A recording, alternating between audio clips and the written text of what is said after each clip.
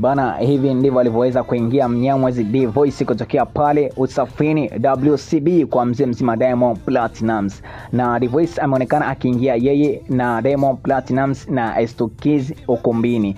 Bana, hii ni baada tu ya kutoka kule Nigeria na D-Voice upande wa mavazi kuonekana kuwa ameharibu ama amezingua. Watu wengi waliweza kumshambulia kwa hatuja kuelewa mkali. Na hii sasa D-Voice ni miongoni mwa watu ambao wamependeza, wamefanya vizuri sana upande wa mavazi. Hajataka kuniangusha kabisa. Naamini kila mmoja amemwona D-Voice kiasi gani alipopendeza zaidi na zaidi. Top 10 watu waliopendeza zaidi, D-Voice ameingia ndani humo. Bana, meza aliyokaa Diamond Platnumz amekaa yeye, D-Voice, Estokiz na Ommy Dimpoz. Bwana, hii meza ilikuwa imeshine kweli kweli.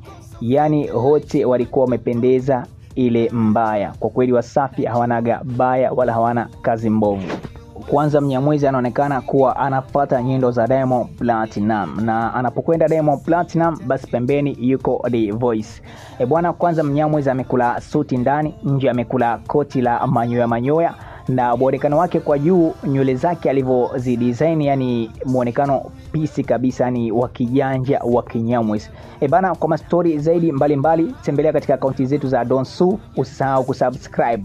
Karibu.